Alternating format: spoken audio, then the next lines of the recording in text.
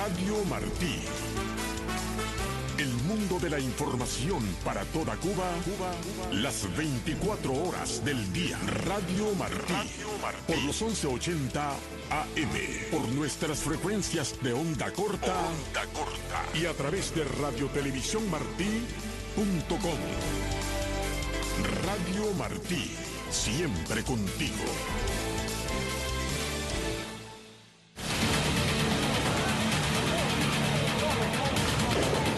Nosotros somos un grupo de jóvenes que solamente queremos libertad.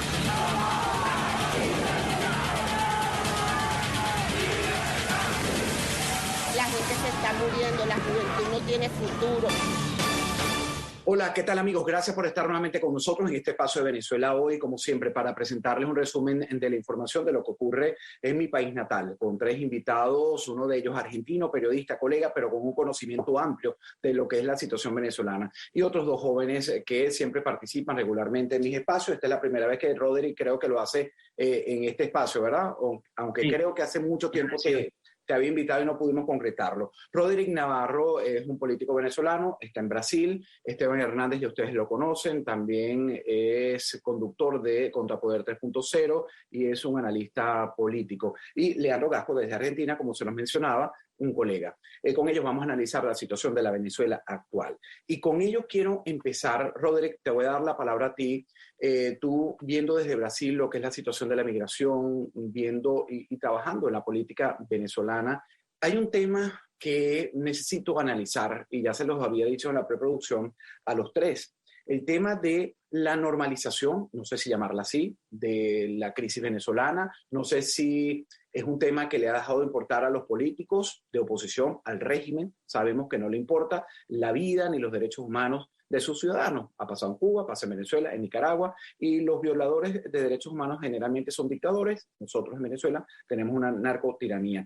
E incluso el gobierno de los Estados Unidos, la justicia persigue, incluso y tiene preso en la cabeza de Nicolás Maduro, señalado de actos de corrupción y narcotráfico. Y por eso lo quisieran tener aquí. Estamos hablando del Departamento de Justicia y hay sanciones que fueron impuestas en la administración Trump y sanciones que también se han mantenido en la administración del presidente Biden. Pero bueno, hablando de esto, observo que volvieron a haber conciertos, volvieron a ver los bodegones. Entonces parece los artistas haciendo sus live desde Venezuela, sus directas, como le dicen los cubanos, a través de Facebook, y vemos una Venezuela bonita de ese país que no es lo que padece el 95% de la población. Hoy me encuentro, o a mediados de semana, mejor dicho, me encuentro un estudio de una organización de la ONU donde habla en los 2 primeros meses del 2022, Roderick, 1.179 niños desnutridos. A todo eso se le suma la grave crisis de falta de agua, electricidad, salarios dignos. Entonces, ¿me responde esta pregunta? ¿Se ha normalizado Venezuela, Roderick? Mira, en Venezuela hay varias realidades y primero, bueno, muchas gracias por la invitación, Alejandro, y un gusto estar con el panel de invitados que tienes. En Venezuela creo que hay varias realidades, ¿sí? La realidad que hay en Caracas no es la misma que hay en los Andes o en el Zulia o en otras ciudades del interior, incluso dentro del mismo estado Miranda, que está cerca de Caracas, hay otro tipo de realidades, ¿sí? Venezuela en este momento tiene zonas donde se ha hecho menos insoportable el régimen, pero recordemos que todo este hecho de vivir de manera insoportable en Venezuela lo causó el mismo régimen, ¿sí? Tú me dices esto y yo me acuerdo, para poner un ejemplo, lo que está pasando en la Universidad Central, por ejemplo. En la Universidad Central el régimen la destruyó, le quitó todo el presupuesto, tenemos menos profesores, hay menos trabajadores, la universidad llega un momento en que prácticamente se estaba derrumbando a pedazos, literalmente, ¿sí?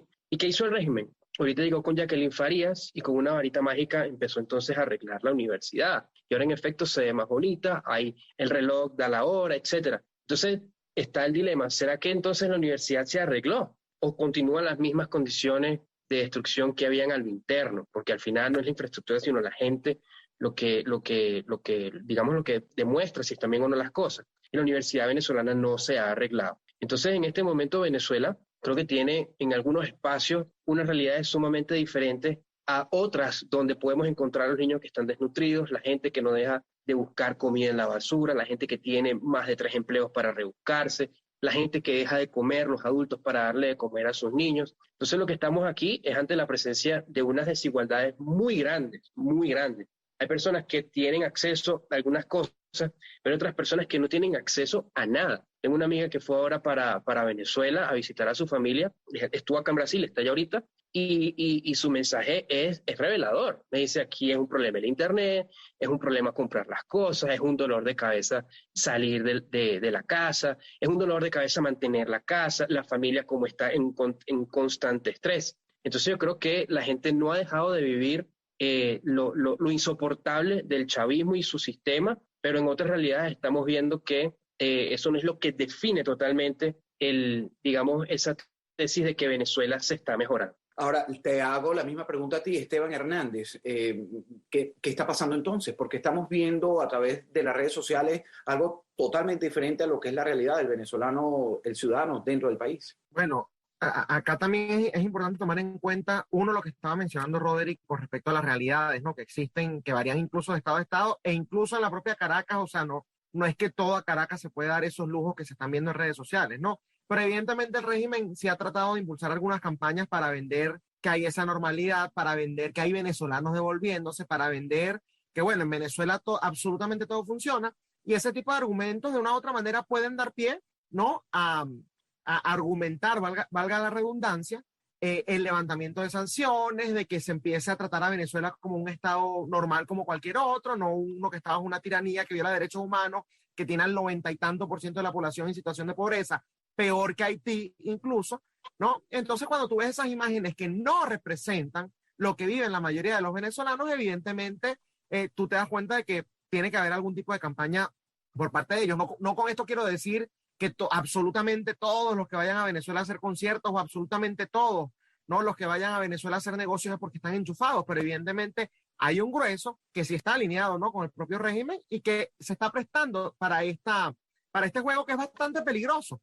Es bastante peligroso porque, uno, hay personas afuera que se pueden estar creyendo esos propios venezolanos, ¿no? Y que en medio del desespero de situaciones que no placenteras, ¿no? Que están viviendo en los países en los que se encuentran, bueno, deciden devolverse creyendo que se van a encontrar una mejor Venezuela y se lleva un golpe con la realidad de que realmente Venezuela no es que está arreglada, como dicen. Dos, es un golpe para los que están tratando de huir de toda esta situación, porque de una u otra manera, al tú vender, ¿no? Que la situación en Venezuela está normal, bueno, los países que te están recibiendo van a preguntar por qué estás huyendo. Si vienes acá a los Estados Unidos y pides asilo político, vas a decir, ¿pero cómo? Si la situación está mejorando, o es por lo menos lo que se percibe en las noticias, ¿no? Y en las redes sociales. Entonces, bueno, jugar ese jueguito lamentablemente es muy peligroso y puede terminar afectando a millones de personas. Venezuela no se arregló y Venezuela no es que está mejor, por lo menos en la fachada puede estarlo, pero en el sistema en sí sigue siendo exactamente lo mismo que hace 3, 4, 5 años. Esteban Hernández, y repito porque este programa también se transmite en radio toda la semana en diferentes horarios. Esteban Hernández es activista político, además conductor de Contrapoder, nos acompaña desde Brasil Roderick Navarro y el periodista argentino Leandro Gasco. Colega, tú no eres venezolano, me imagino que en Argentina conoces a muchos de ellos, pero como decía Esteban, ¿te han logrado vender algo diferente o estás percibiendo un cambio de la Venezuela de la que venimos en 23 años, una dictadura que cada vez la arruina más o no? Bueno, no, me parece que, a ver, el madurismo es creativamente maléfico para vender todo este aparato, desde la imagen, desde la convocatoria. Vos fíjate que cuando se habla en estas horas de lo del foro cívico, de la reunión, hay dos palabras que definen absolutamente la estrategia. Yo no creo que haya una intención de unidad nacional, de mejora política, de nada, porque, a ver, con las pruebas que evidencian todo, de las necesidades de 1/3 de chicos entre 1 y 2 años desnutridos, de falta de libertad, presos políticos, narcotráfico, podemos seguir. Pero bueno, eso se evidencia y es innegable. Ahora, ¿qué es lo que buscan ellos con estas reuniones? Además de que hay que hacer una aclaración a la gente. Muchas veces a las ONGs o los sindicatos o los empresarios son muchos aliados por conveniencia, interés o amiguismo con el tirano gobernante. Eso por un lado. Y por otro lado, hay que tener en cuenta también que ellos y se nota claramente, si uno ve lo que dice el locutor oficial militante en esa reunión en el Palacio Miraflores, dice claramente, bueno, todos los reunidos aquí del Foro Cívico respetan, y además dice una cosa que es obvia y que es redundante, dice plenamente y absolutamente, que sería lo mismo, al presidente constitucional, al tirano. Entonces, bueno, ¿y para qué están ahí? Y para hacer el jueguito, para decir, este es el presidente constitucional, va a seguir, le alargamos un poco el tiempo. Yo no veo otra cosa, porque la verdad es que yo no tendría cara para sentarme frente a un tirano como ese, sabiendo lo del narcotráfico, lo del crimen y todo, escuchar en los oídos, porque ahí está en voz oficial, que respetamos a este, iba a decir engendro, a este señor que se dice respetar la Constitución.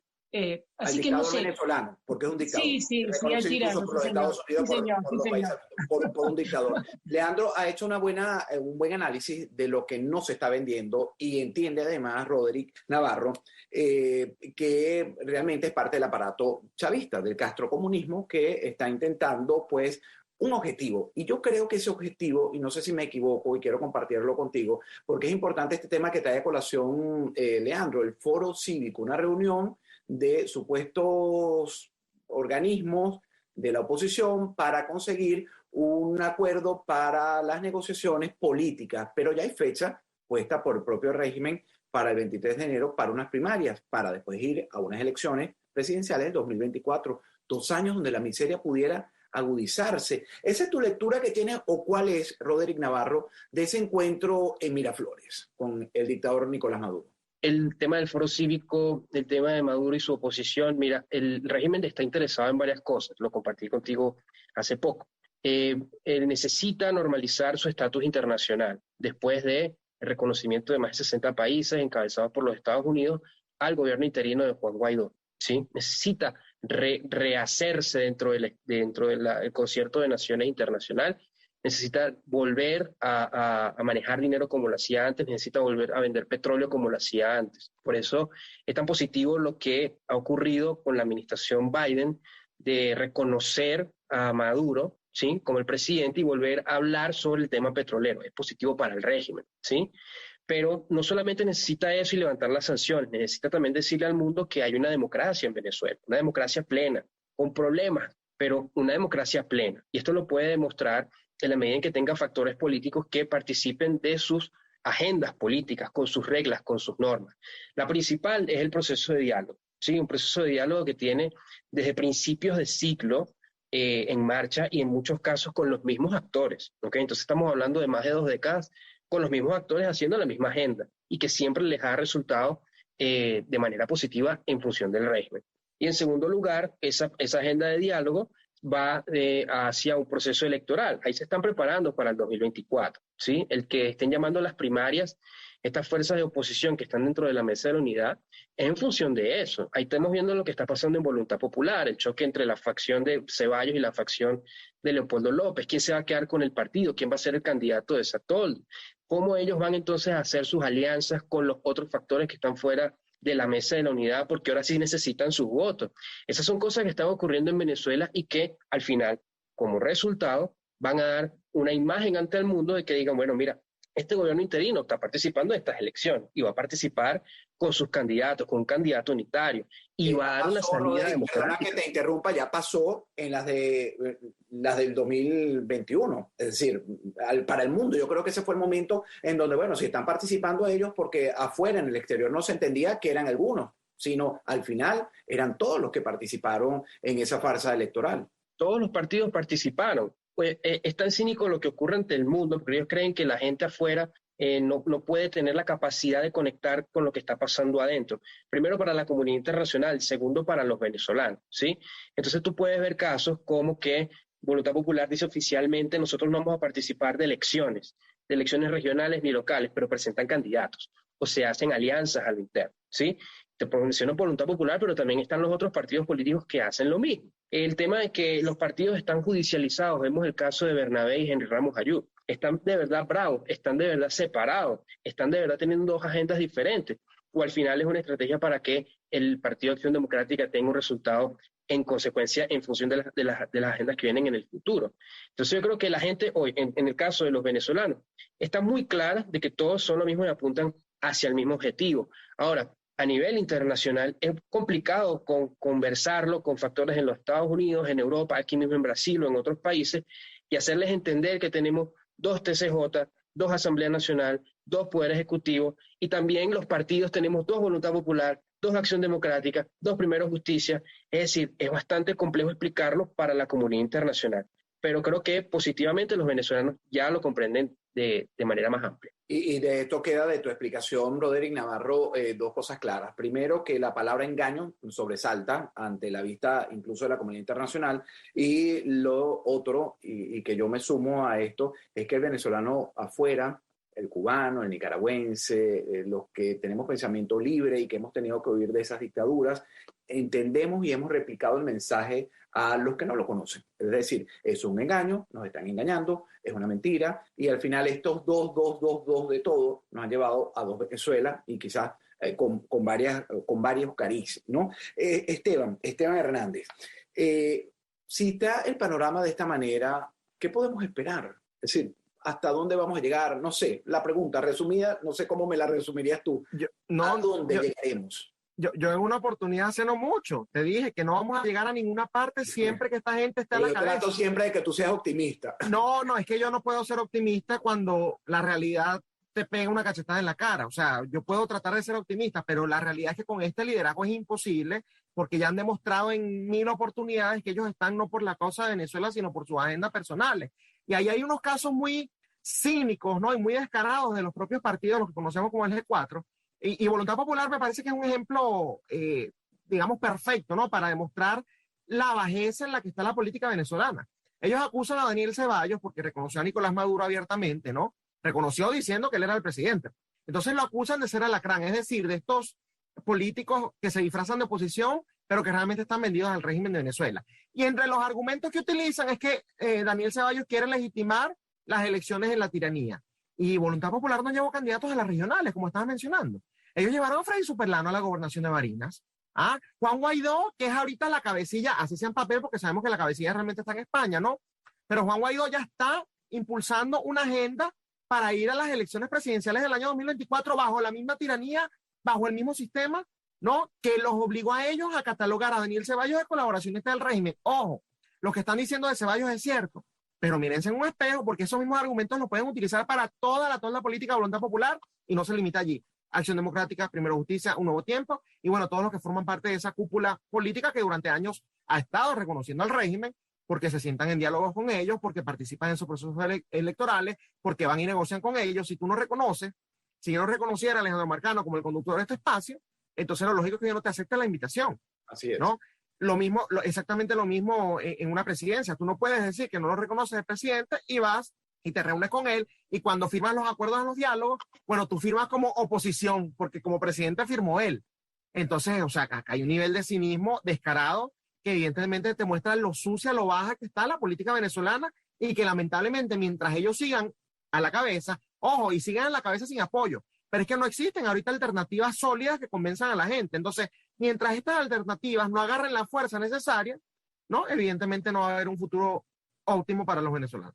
Bueno, y ahora se lo pregunto a Leandro Gasco, periodista desde Argentina. Además que hemos visto la situación de Argentina económica tampoco es la más bollante. Desafortunadamente tengo muchos amigos venezolanos que viven allí y están viviendo lo mismo que lamentablemente se lleva en Venezuela a diario, ¿no? Inseguridad, los salarios no alcanzan, una gran inconformidad con el sistema político, las estructuras. Y bueno, no soy argentino, pero es como periodista lo que veo. Por eso me permito a mi colega desde Argentina decirle en qué es que hemos fallado. Incluso te doy licencia para que nos digas nosotros, que siempre estamos alzando la voz. Roderick Navarro desde Brasil, Esteban y este servidor Alejandro Marcano desde Miami. ¿En qué fallamos los venezolanos para no encontrar el final del camino, que nos dejen de engañar y buscar la libertad y la tranquilidad para nuestro pueblo?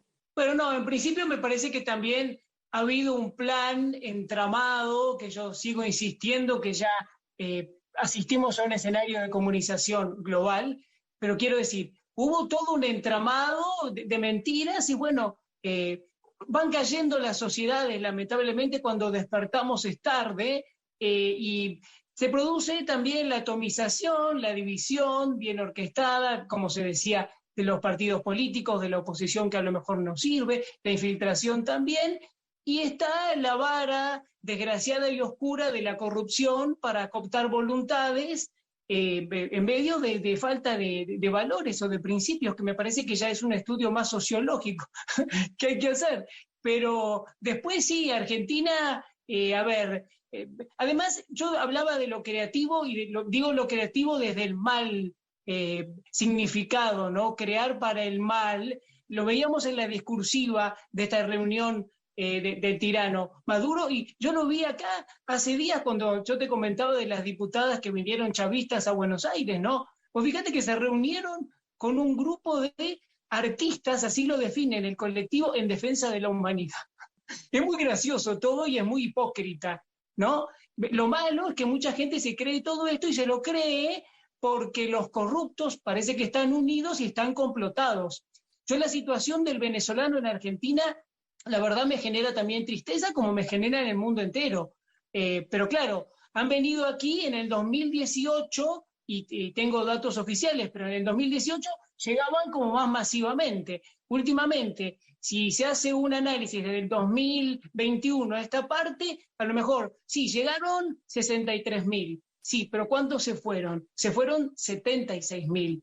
Entonces, si tenemos un promedio, y en los últimos meses ya se van de a 1.000 por mes. ¿Y por qué se van? Y bueno, se van decepcionados porque están viendo que la economía no funciona, que la inflación es terrible, la inflación, lo que vos dijiste, y bueno, acá parece que se viene una Venezuela, entonces yo me voy. Por supuesto que no. ¿Y vuelven a Venezuela? No, es mentira del régimen, no vuelven. Las estadísticas dicen que vuelve un 4%, que es nada, y quiero ver si ese 4% no está inflado también. Entonces, bueno, digamos verdades.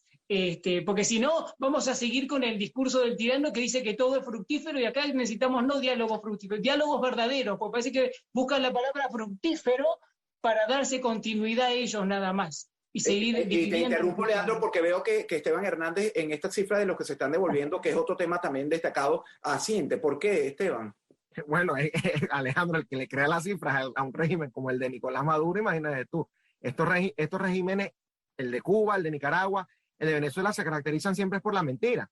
Evidentemente ellos, y es lo que te comentaba al principio, están tratando de vender una imagen que no existe, ¿no? De que se están devolviendo una cantidad enorme de venezolanos, de que absolutamente todos están viviendo en riqueza, y cuando se habla de un 4%, que muy bien lo está diciendo Leandro, es nada, yo también hasta dudaría de esa cifra. Yo dudo de esa cifra porque es la cifra que está dando el régimen de Venezuela, y absolutamente nada de lo que, todo lo que viene de ellos, no, ellos siempre lo maquillan y lo masifican para que parezca que ellos están haciendo algo bueno. Entonces, esa cifra probablemente sea el 1% o incluso menos, pero es sencillamente por conocer la trayectoria que tienen este tipo de régimen. Bueno, y paso nuevamente con Roderick Navarro, está en Brasil, y quiero, antes de que se nos termine, que nos quedan pocos minutos, Roderick, me describes un poco la situación del venezolano en Brasil, las políticas del gobierno de Jair Bolsonaro, qué está haciendo el venezolano, y bueno, para poderlo comparar con esta migración que continúa por toda Latinoamérica, porque al final se van al sur caminando, se van en botes rudimentarios a cualquier isla del Caribe y se vienen caminando, atravesando incluso la selva del Darién, la más peligrosa de esa zona entre Colombia y Panamá, y llegando a cruzar el río Bravo y para entrar a Estados Unidos.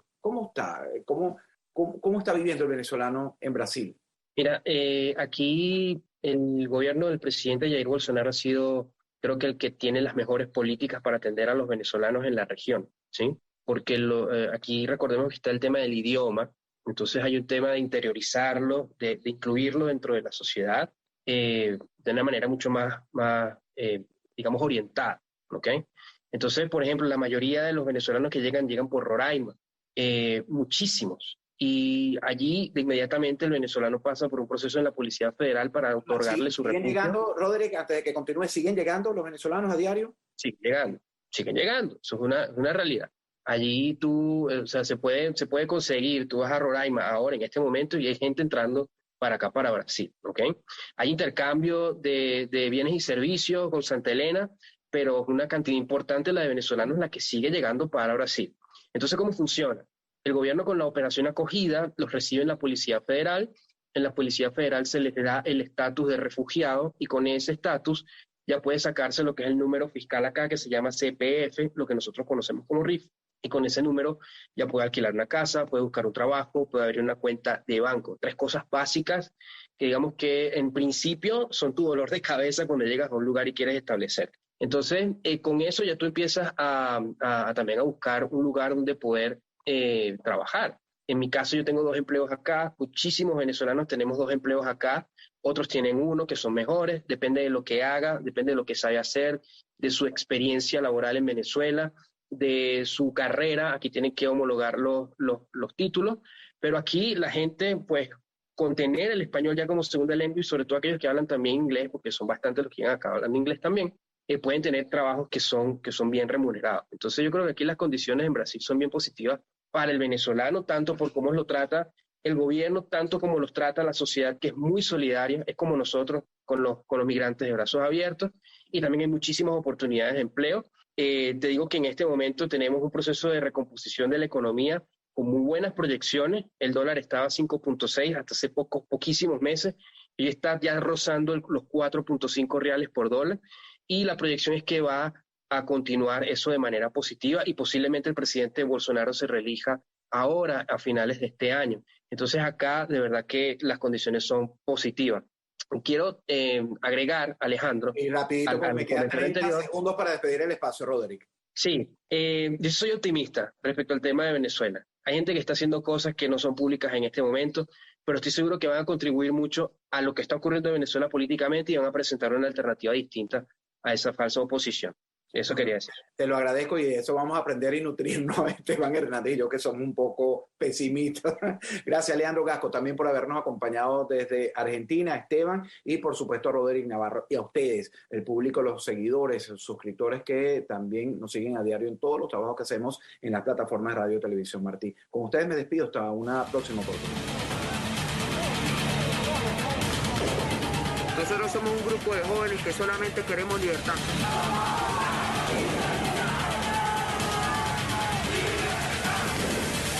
La gente se está muriendo, la juventud no tiene futuro.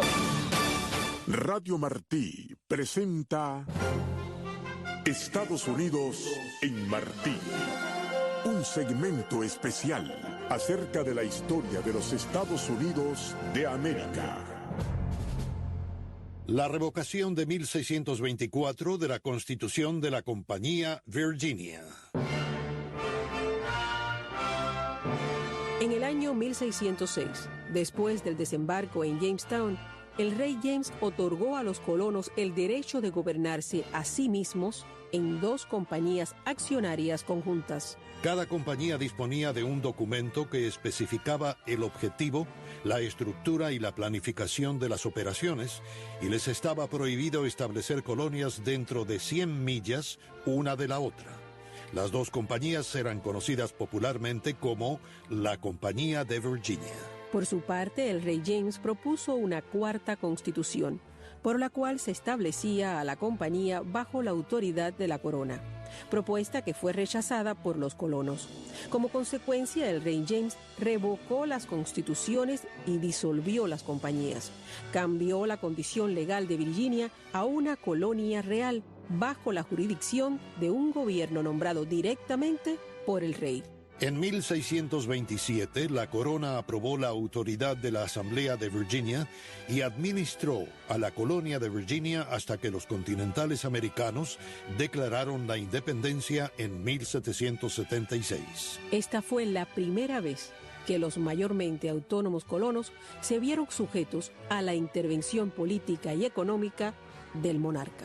Esto hizo posible que la corona se posesionara de nuevas tierras y expandiera los territorios del Imperio Británico. Por otra parte, hizo posible que fueran preservados los derechos de los colonos a un limitado autogobierno que habría de establecer un precedente del gobierno colonial.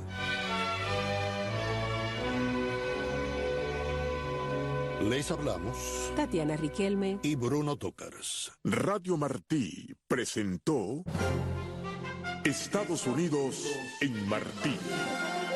Un segmento especial acerca de la historia de los Estados Unidos de América. Radio Martí, siempre